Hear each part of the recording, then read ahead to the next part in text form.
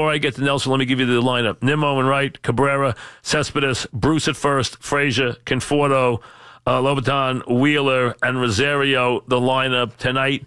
At 5 o'clock, this is WFAN, New York, 101.9 on the FM, 660 on the AM. I'm here at 5 o'clock. We welcome in Nelson Figueroa right now. Nelson, welcome. How are you? I'm good, Mike. How you doing? All right. You were a little prophetic. You said in your quote, Matt right now cannot get major league hitters out. Mets obviously felt the same way. My first question to you is this. Do you think the new manager and his pitching coach had to do this so that they could say to their staff and to the players in that room, there is an air of accountability that we need to abide by? Do you think that was a big part of this? I think it was part of it, but at the same time, I also think that they were trying to give Matt every opportunity to find himself. Remember, back in the offseason, there was plenty of talk of trade Matt, get rid of Matt, let him go then. And they said they felt that he was a project that they wanted to take on firsthand, both guys, Island and Mickey, and they felt there was something there. Spring training, it looked like there was something there, and he was buying into everything that they said. Different way of pitching more to contact, using all his pitches, getting ground ball outs, and really working at a quicker pace. But once the bell rang and the season started, it was very obvious that he was not comfortable trying to pitch that way. He wasn't able to get hitters out consistently, and then when you start putting him in a mop-up role and he can't even do that with any regularity, you see the accountability factor as well when you're looking for little small positives in everything and trying to make as if there was any good to find in his last few outings. I think that was the final straw. Talking with SNY's Nelson Figueroa. If you're just joining us, the Mets asked Harvey to go to the minors. He said no. He will be designated for assignment. I can't see somebody trading for him right now. I'd be surprised if they do. We'll wait and see how that unfolds. First, obvious question at 29, do you see anything left in Matt Harvey? I mean, you look at it, he has the velocity. Even yesterday, he topped out at 95, 94 miles an hour. Velocity is not the issue. What's the bigger concern is his inability to hit the target. He's missing on one side of the plate or the other. His slider lacks any depth, any tightness. It's not that wipeout slider that he once possessed. And really, if you're going to only be a two-pitch pitcher and you're trying to beat major league hitters just pitching to one location and trying to go away, it was a recipe for disaster, and it was something that couldn't continue. So he really has to go back to the drawing board. And I don't think it's necessarily a change of scenery. It's got to come from within. It really doesn't matter where he goes. It's just a matter of him figuring out how to get outs, and he did it so well in spring training. And I know everybody says, don't put a lot of onus into spring training, but when you're a major league pitcher who's going to make the team and you're working on your craft, his craft was perfecting his usage of that slider and changeup combination and using the curveball a little bit more, and that fell by the wayside very quickly. Once there was some hard contact, I didn't see the same pitcher that I saw down in spring training even. Are you surprised at all? I think everyone thought Matt would not want to go to the minors. Are you surprised at all they didn't go to the minors? No, not surprised. I mean, his representation, I think, is more so than his pride. Right now, I remember Oliver Perez was the same thing, where he was struggling mightily and said, I want to do whatever's going to make me better. If that means going to the minor leagues, I'll go. The next day, that all changed after talking with Boris. So I think that, to me, is knowing Boris and knowing what he's trying to do with his client for next year. His stock is at an all-time low. And so when you don't have stock, it really would show something if you were to say, you know what, I'm going to man up right here. I'm going to suck it up. I'm going to go down and work at being a starter. I want to be a starting pitcher. I'm going to have to earn my way back to the big leagues. It's happened to a lot of us where you don't have it. You have to find a way to reinvent yourself. You have to find a way to make adjustments and make yourself better. If that's in the minor leagues, then so be it. But at the major league level, there was no tricking hitters. There was no fooling hitters. His stuff was becoming below average with the execution of his stuff. It wasn't necessarily the velocity, like I said, but the below average execution of his stuff really left him nowhere and easily to be DFA'd. Talking with Nelson Figueroa, SNY, on the Mets and Matt Harvey, really parting ways. How does, if any way, is the team impacted, not impacted? What does this mean to the Mets, the departure of Matt Harvey? I mean, I think it's a shock, of course. I think it's a shock to the system, but I think at the same time, with the new culture and the new regime that has come in, they've preached accountability, and I don't think you can hold someone to a higher standard than giving them the opportunity to help themselves. And they still wanted him in the organization. They weren't trying to get rid of him. They were trying to give him an opportunity to find himself, but they couldn't continue to let him try and find himself at the major league level. So for him to go down to the minor leagues, work with the minor league pitching coaches, and in situations that you really didn't care what happened with the outcome, it was more about focusing on the process. He wasn't willing to do it. So I think that's the major issue there is that, yes, he was a very big name in New York for a long, long time. And this is baseball. Life moves on, and it moves on very quickly when you're not getting the job done. So I think it's a big sign to the rest of the team, but I think the team itself is going to be able to move on just fine. How about Matt Harvey and everything that went with Matt Harvey? Pretty boy, big star, off the field stuff, the antics. How about all that?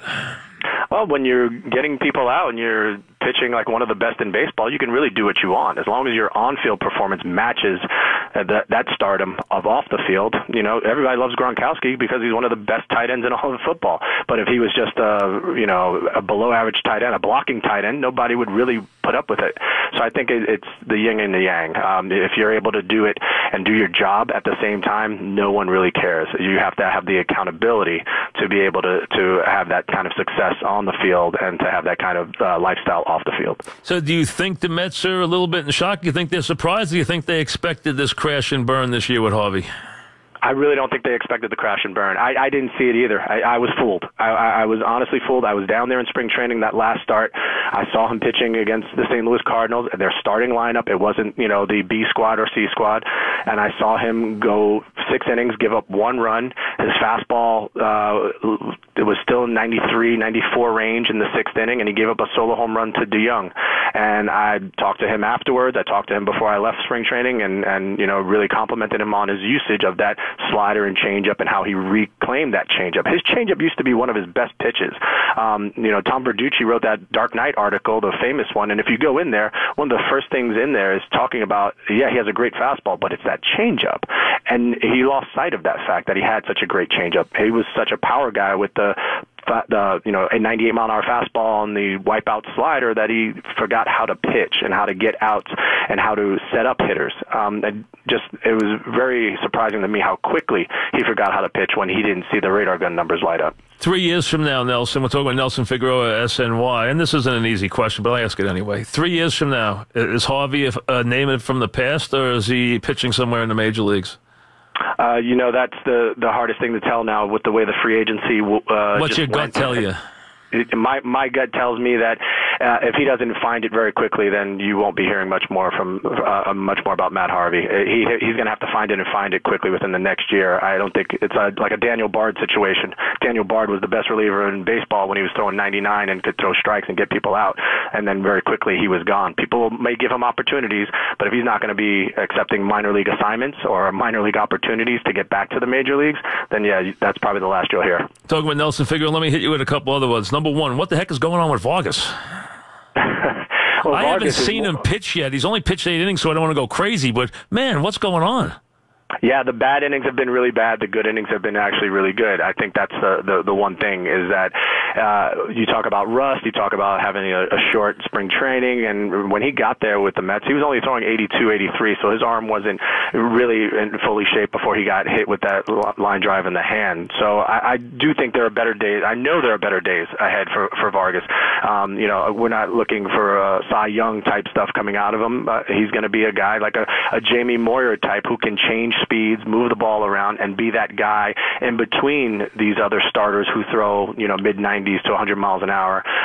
So I think that's where his strength will lie in using his changeup and making better pitches with his off-speed stuff lower in the strike zone. He's just been leaving too many changeups and curveballs up in the strike zone, and those are the big mistake pitches that they've been hammering. That hot start's a long time ago now, and what the depressing thing was? Watching them the last couple of days, it's not long till the Braves just blow by them with all that young talent. They have so much young talent. I mean, it's scary. That had to depress the Mets. Yeah, that was it was very eye-opening to see them come in here the way they did and the way that they performed. We heard about the number one offense in all of baseball, and then you see it firsthand and why. It was a combination. It wasn't just bludgeoning people with home runs. It was the speed element. It was the guys being able to put the ball in play and go gap to gap. It was the youth. You had the veterans, Markakis. What kind of series that Markakis have? He's not even a guy that you try and game plan for, really, when you look at that lineup. You have the two young kids. You have Freeman. You're starting to not even consider Markakis, and he had a tremendous series, and now Batista's going to go back up there to play third base.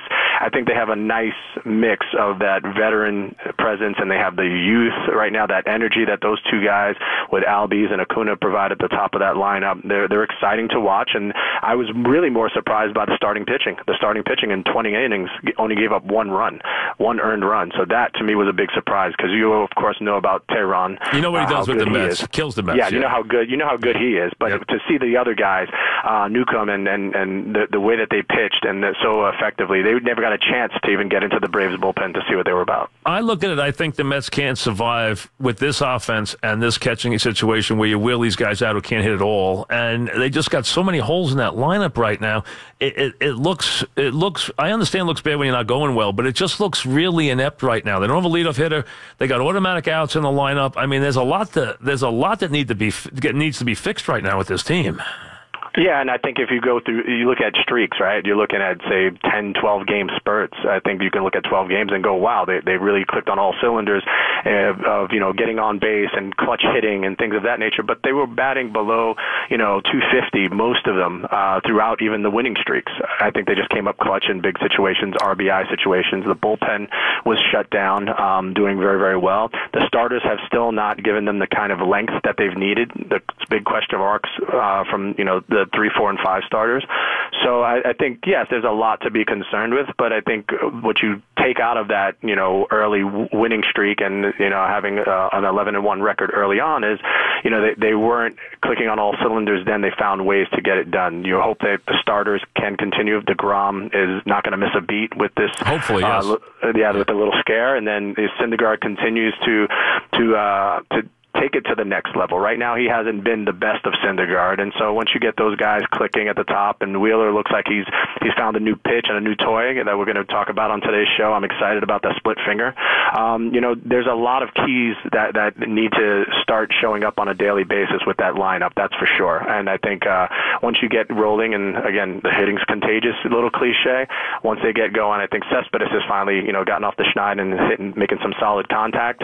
Conforto has to find a way to figure it out, but I think enough veteran guys that know that the season's a lot longer than just 10-game streaks. Does Syndergaard just have to stop trying to blow everybody away and just pitch a little more to contact and make the game a little easier for himself?